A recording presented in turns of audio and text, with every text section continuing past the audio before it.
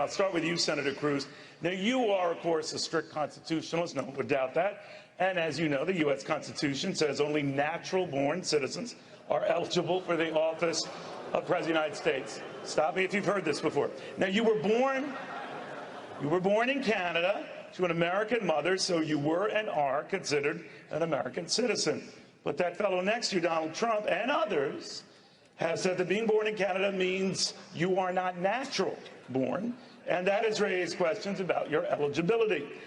Do you want to try to close this topic once and for all tonight? Well, Neil, I'm glad we are focusing on the important topics of the evening.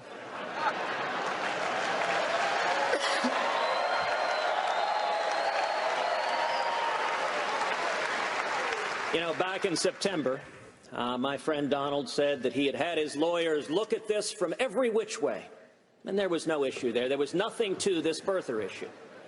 Now, since September, the Constitution hasn't changed. But the poll numbers have. And I recognize that Donald is dismayed that his poll numbers are falling in Iowa. But the facts and the law here are really quite clear. Under long-standing U.S. law, the child of a U.S. citizen born abroad is a natural-born citizen. If a soldier has a child abroad, that child is a natural-born citizen. That's why John McCain, even though he was born in Panama, was eligible to run for president. If an American missionary has a child abroad, that child is a natural-born citizen. That's why George Romney, Mitt's dad, was eligible to run for president, even though he was born in Mexico. At the end of the day, the legal issue is quite straightforward, but I would note that the birther theories that Donald has been relying on, some of the more extreme ones insist that you must not only be born on U.S. soil, but have two parents born on U.S. soil. Under that theory, not only would I be disqualified, Marco Rubio would be disqualified, Bobby Jindal would be disqualified, and interestingly enough, Donald J. Trump would be disqualified.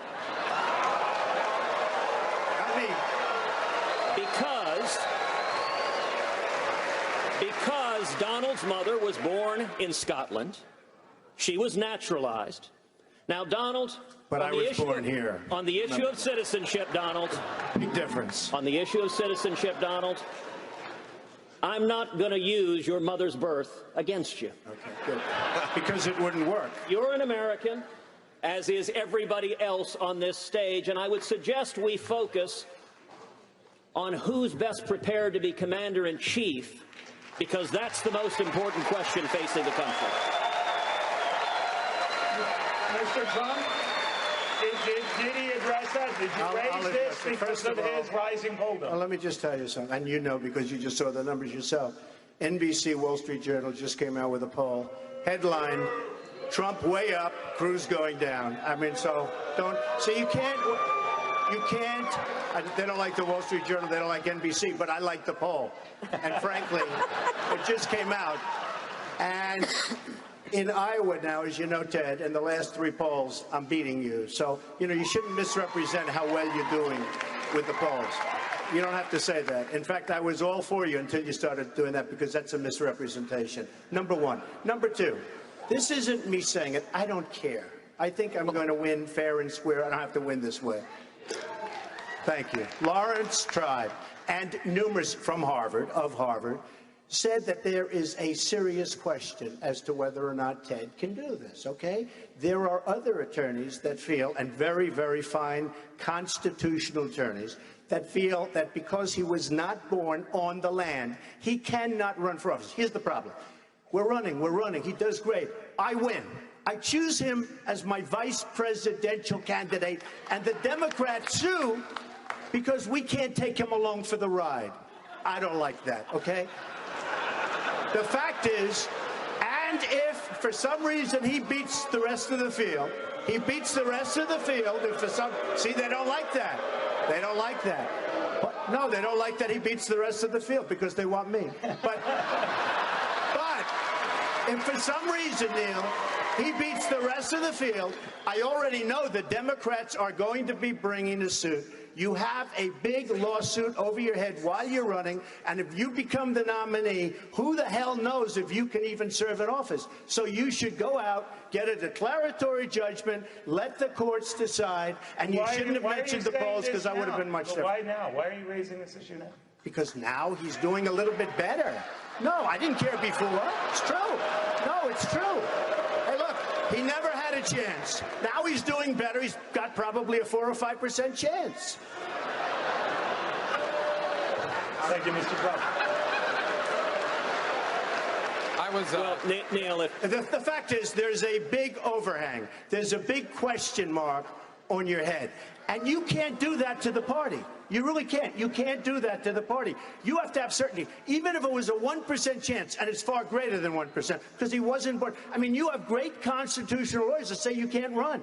If there was and you know, I'm not bringing a suit, I promise. But the Democrats are going to bring a lawsuit.